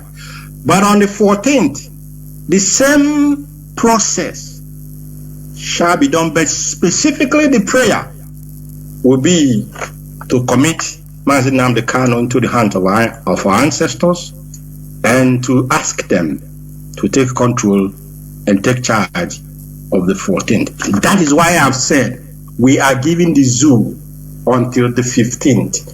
If they do not release Mazi Nnamdi Kanu, then Chika.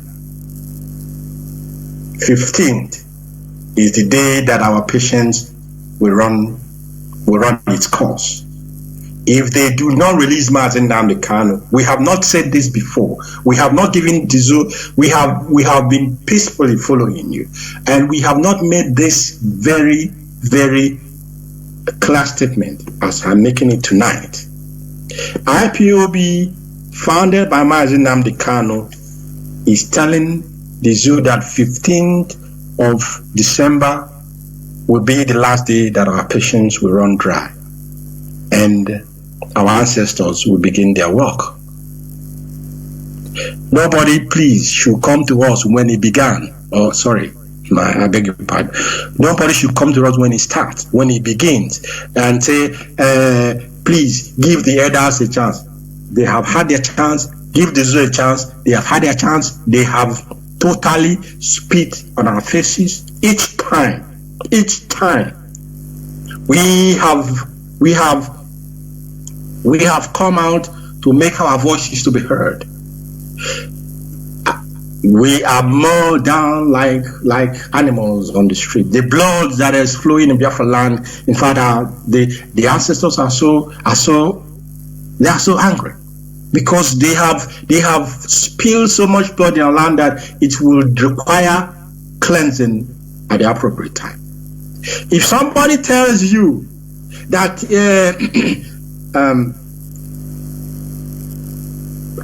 I beg your pardon. If somebody tells you that, why are you calling your ancestors?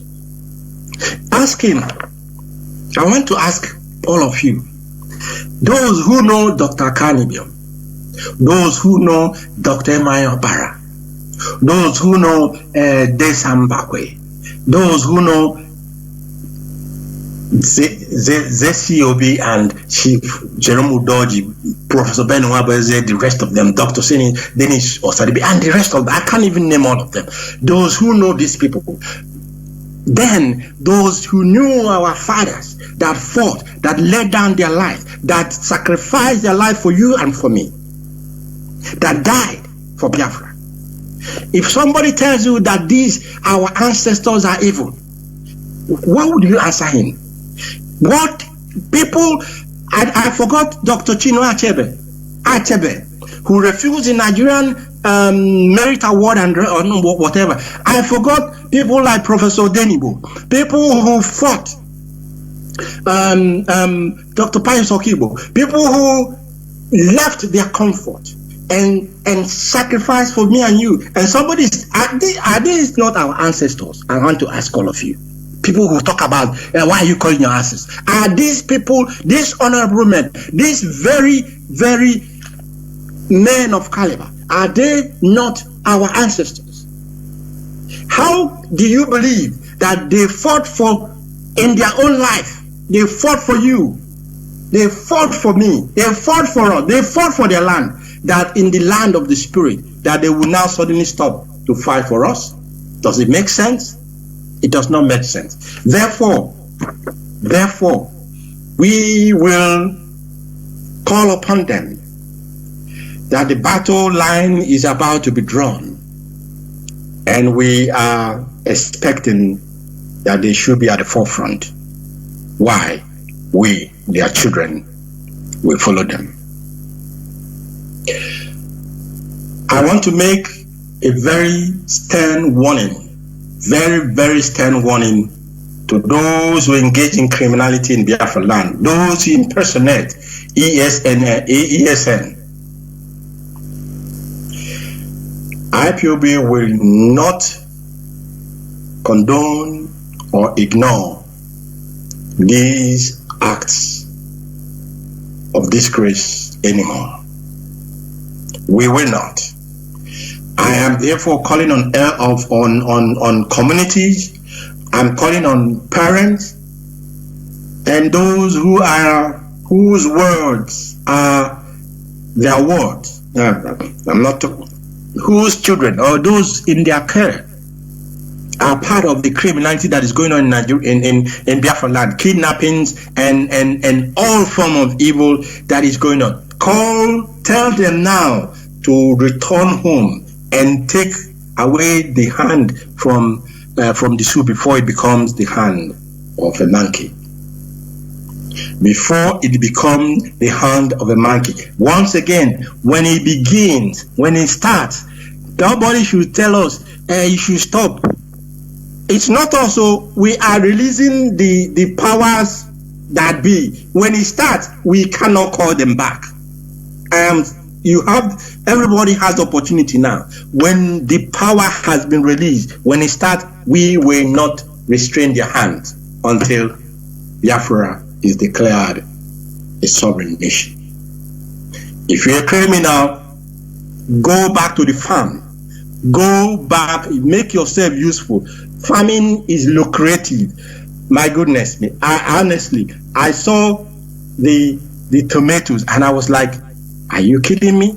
Until the woman was speaking Igbo. I said, she said, I know what part of Igbo land they were cultivating. I'm not going to, of course it's online, but I'm not going to say it here. Those who are out of envy and jealousy again, they will find a way to go and even harass the woman and the rest of it. But I want to tell those who are engaging in criminality, it does not pay. You will end up only, dying for nothing. Go and make yourself useful. Go back to the land. The land will sustain you, and it will even give you more than sustain, more that will sustain you, and more that you can sell and make money out of that. The evil that is going on in our land is exceedingly great. And it is because of this that I'm making a stern warning to the one that called himself Emekofo. Emekofo, where is it from? Is it Orif or whatever? But Emekofo, you call yourself Chief Emekofo, I want to tell you, if anything happens to Barrister Ifeanyi Ejiofor, the IPOB lawyer, oh my goodness me. If anything, you have gone to his house. We know, we are monitoring you. I'm saying it so that you know that we are following you. We know who is coming to you. Those who are coming to you, for you and him to be planning. I'm not calling his name. He knows also. I won't call his name, but he knows. Those who are coming to you, you are planning all the. You went to Ifeanyi Ejiofor's house to arrest innocent youths, and handed them over to the police. You see them? You see those people? They will make small change, and nobody will hear anything in their community anymore. Nobody. But Chukwumele Gamara, Emekofo, let's hear that the barrister that is representing IPOB. Why I'm saying this is that because Barrister Ejiofor is our lawyer. Not only that he is Martin Nnamdi Kanu's legal representative, Barrister Ejiofor has been the one making sure that innocent Biafrans, whether you are IPOB or you're not IPOB, he has been sacrificing to make sure that many of them that has been arrested and incarcerated are given the opportunity in court. If they are innocent, the judge will set them free, or the magistrate. If they are guilty, the judge will send them to prison. But I want to know, how many of them, how many of our people, what have they done? What have they done? Because it has been one success from one success to another. Because these youth, women, men, civilians, none of them has anything to do with ESN or IPOB. You go and arrest them and hand them over to the police, and you say you are an Igbo man. Let anything happen to Barrister Ejiofor, and then you will see the madness that is in IPOB. You will see the madness that is in IPOB. Again, those innocent youths that you instigated the arrest, let anything happen to them in the custody. Let something happen to them, and you need to go and get them released, and that is forthwith. We are monitoring you. We are following you. You think anybody will come to your rescue? We know when you leave and when you come in. We know. But I'll leave it at that. Go and release those civilians, those youths you were arrested in Barrister Jofor's house. You people are not satisfied with cleaning his murdering in the most gruesome manner. His assistant, burning, destroying his house and his car. You are not satisfied. You are now arresting youths that come to his house because he said they are IPOB. If they are IPOB, and what is IPOB not a legal organization or movement? Is anything wrong with IPOB? It is the indigenous people of Biafra. Therefore, you must desist. And not only you, we know many of you in Biafra land, the wickedness that we have been hearing and we are seeing is mind-boggling. It is beyond comprehension. You have a problem with your fellow Biafran, with your fellow Igbo man, even though you know you don't have a case. You will go to the authority, you go to the police, and you tell them, this man is IPOB. This man is ESN. Sorry, I need to take water. This man is ESN. And because they will arrest the innocent man, whether woman or man, they will arrest them. And most of the time, when we don't know, when we do not hear, that is the end. Either they are tortured to death, their organs harvested, or they stay in prison unaccounted. If their parents go to ask for them, these men will tell them they don't know where they are. One of the most harrowing stories, when the police arrested a man. This man, a young man, the father was looking for him everywhere. The police, in fact, they killed him. Of course, they killed the young man in their custody. When they killed the young man, they told the father to bring money for his bail and money for his treatment. The man is already dead, but they want to still extort money from the man. And when the man brought this money, they handed him over the corpse of his son. It breaks my heart. It breaks my heart. And you said we should keep quiet and let our youth be destroyed in this way and make them lose hope in their own land. Our ancestors forbid, and Chukwu shall forbid that. We will not keep quiet, and we will not let that be. I'm there. So people who are using ESN name to commit criminality, those who are using ESN and IPOB to sell their people, to go to police, we are monitoring all of you. We are monitoring all of you. When we will start, don't say, people must not say, IPOB, why are you doing this? We are warning now. I never before, so we are giving notice of the rain before it begins to fall. Because when it starts to fall, we have no control over nature, and we cannot stop the rain. People, hotel owners in Aba and others in Biafra land, our people can be mean. They are very resourceful when it comes to genuine resourcefulness, and when it comes to very negative resourcefulness.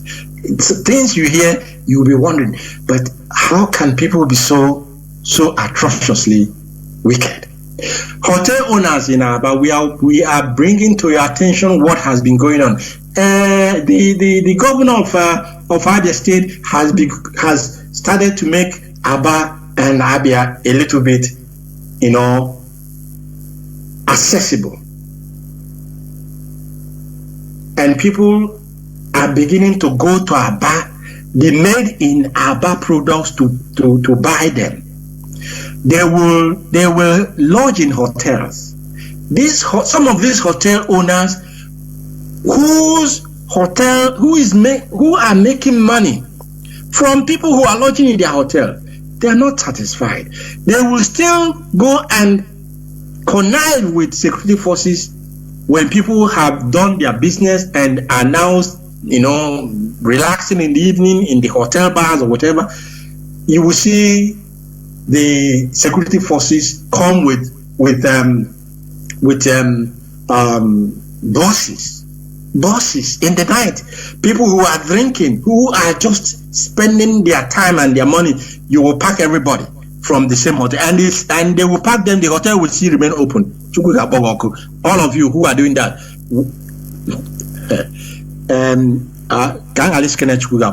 Allah Biafra will deal with you. Allah Biafra, the land of Biafra, of course, you are part of those who shall be cleansed for us to get what we are looking for, what we are pursuing. If you do not take away, if you do not retrace your steps, you hotel owner who have made it a point of duty, or who have made it, another source of making money to sell your own, to sell your brother, the land of Biafra shall meet you at the appropriate time. Don't sabotage the Biafran struggle. Don't sabotage this very Biafran struggle. If you do, you have yourself to be. You simply have yourself to blame. You have yourself to blame. Now, finally, and I am addressing Dr. Oti of Abia State specifically, and other governors in Biafra land. And why I'm addressing Dr. Oti is that he is in charge of Abia State.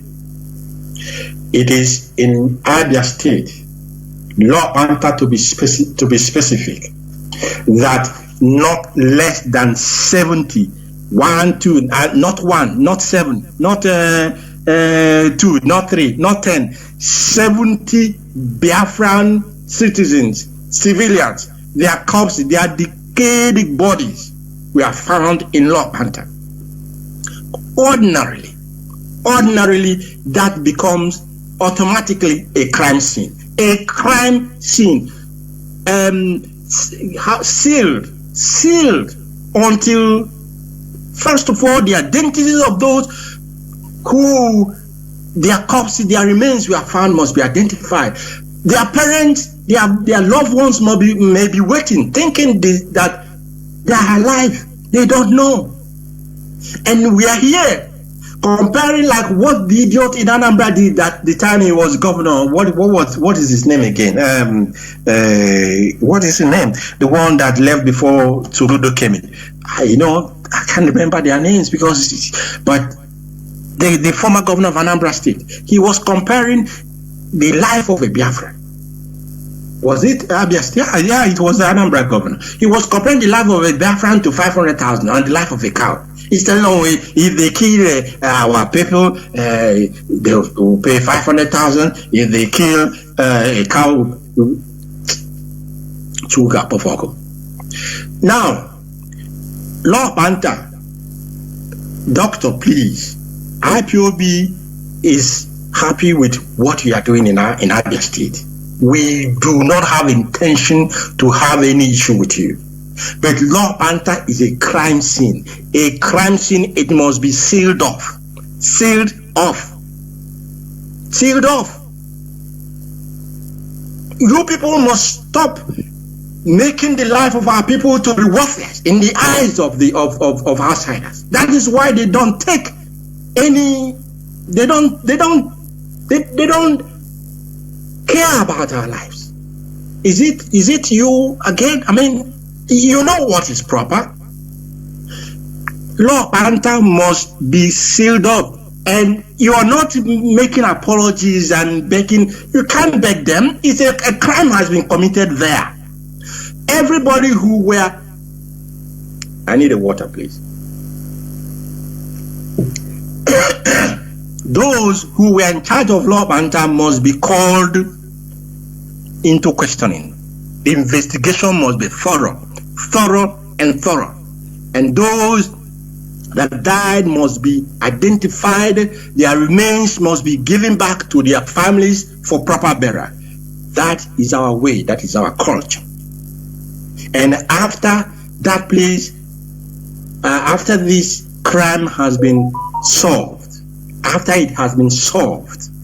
then Biafran people would decide, of course, when I mean Biafran people in Abia State, they can decide what they want to do with Law Banta. But we have said it before, Law Banta must be transformed into the biggest, most modern marketplace in the whole of Africa.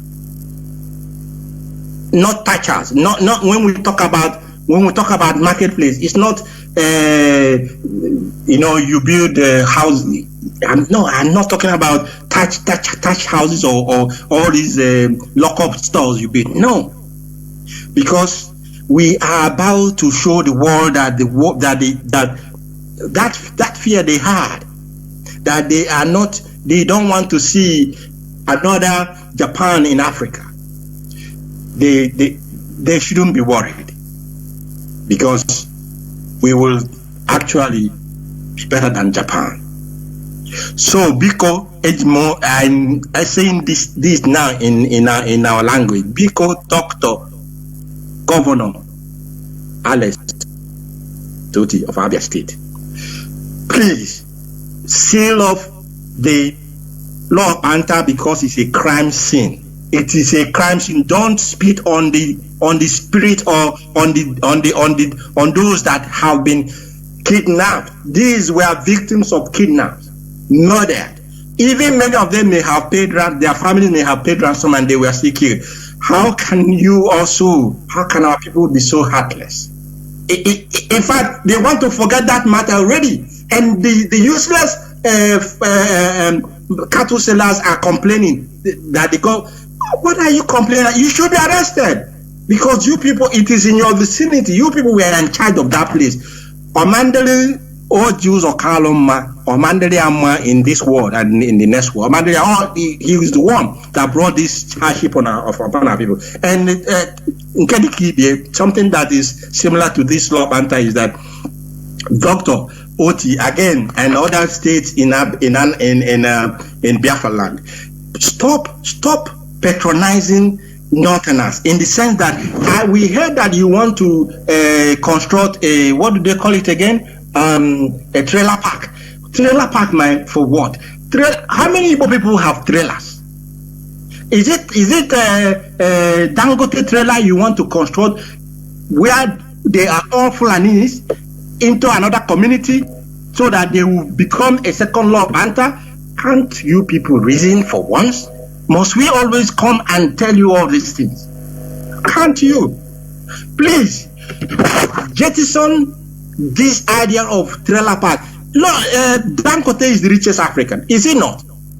If he wants a park, he should come and buy land and create a park. And when you want to buy a land to create a park, we, of course, it is happening in civilized world. Every company, trailer or company that runs transportation company, you have your own where you park your lorries, your trailers. You have it. It's not the duty of the government to provide that for you. The people, our people who are doing what do you call it again? Transportation with buses and the rest of it. The parks they have, is it not their private parks? Why must we always be patronizing in our attitude? So that people will say we are good, and your people are in Lagos, they are destroying their property.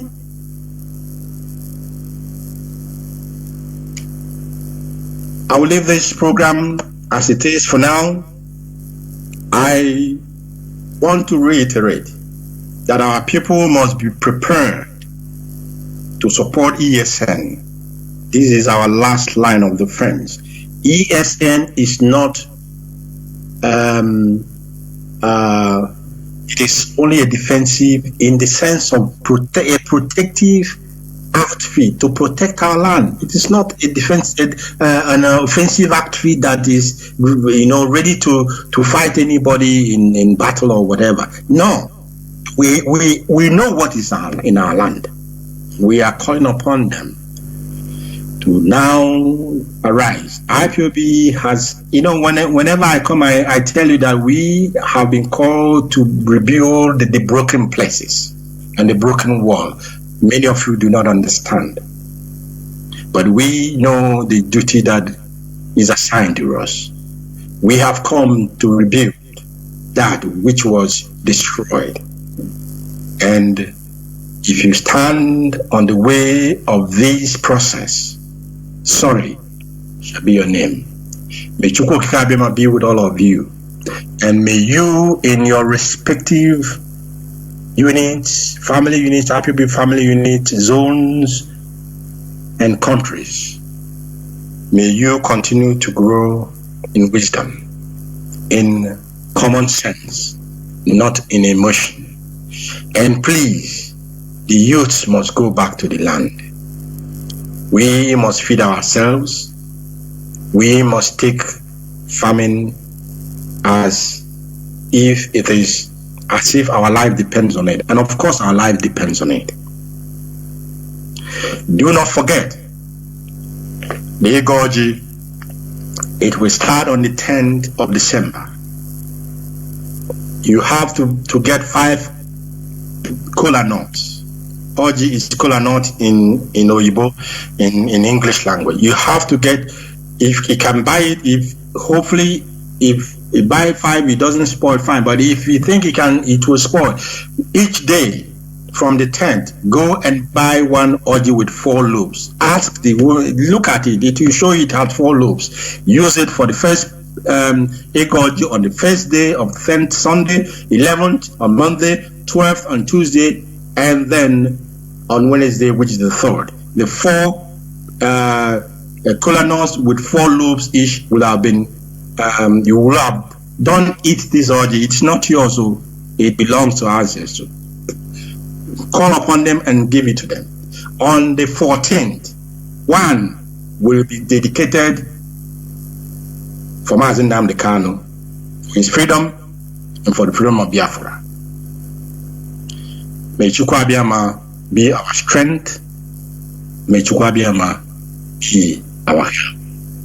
May our ancestors continue to guide us. And may victory be ours in the nearest future. In Chukwu Abiyama's name, I have prayed. And from here, I want to say good night and stay well. Thank you so much for listening.